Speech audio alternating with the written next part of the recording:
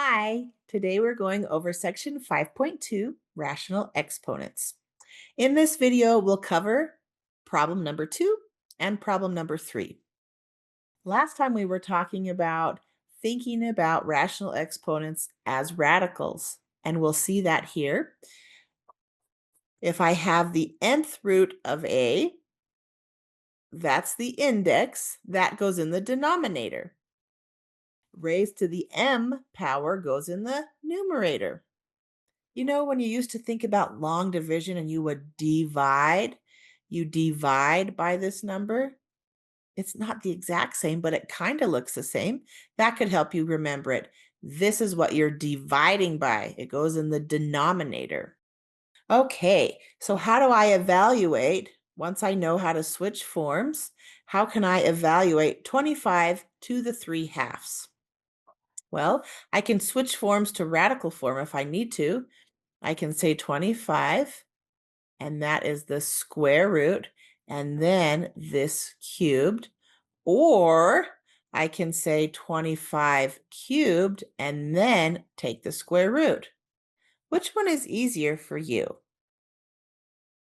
I like to think divide first. In this case, I would like to think take the root first. So when you take a cube root or a square root or a fourth root, you're making the number smaller. And then you have less likely to make errors because the smaller the number, the more familiar you are with it. My suggestion is do it this way every time. What is the square root of 25? Oh, that's 5. What is 5 cubed? 125. Now you could do 25 cubed on your calculator and then take the square root of that number and get 125. But this way I can just do it in my head. Let's try B. 27 to the 2/3. What would you do? Take the root first. 27, what is the cube root? What times what times what gives you 27? And then square that. So this would be 3 squared, which is 9. Awesome. Let's keep going on letter C. Notice the negative out front, no possessive parentheses, so we leave it there. Then we think 16 to the 1/2 power, so that's the square root, and then we will cube that value, not including the negative, just leave the negative out front. The square root of 16 is 4, and 4 cubed is 64. So this answer is negative 64.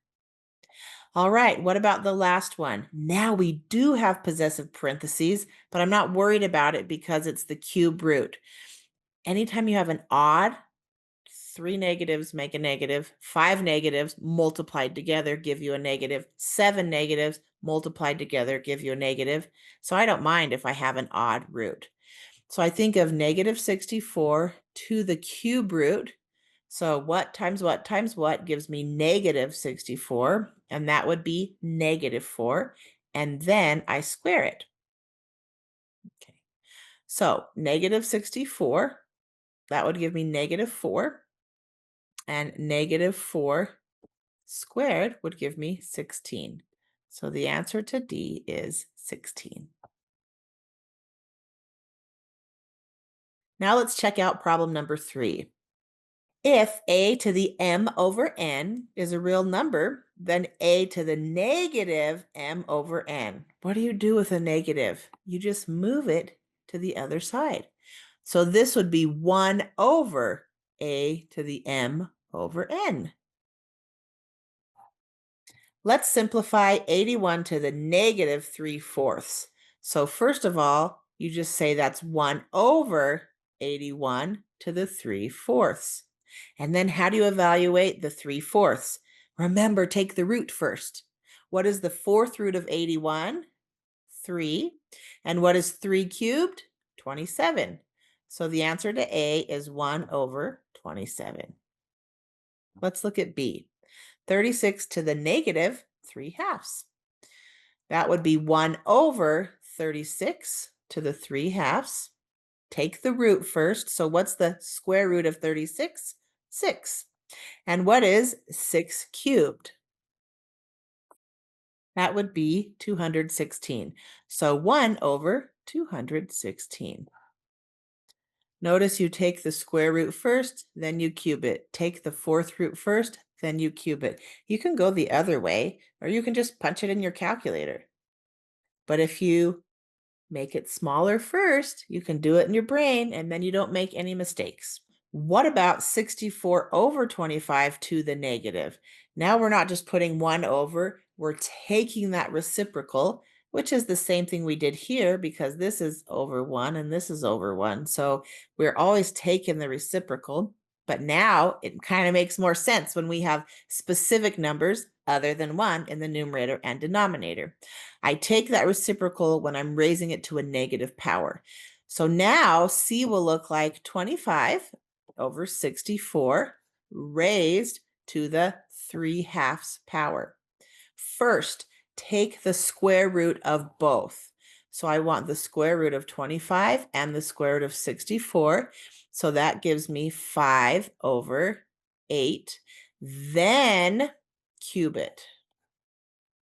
Okay, so first the square root, then cube it. 5 cubed is 125, and 8 cubed is 512. So 125 over 512. I hope that helped. Bye for now.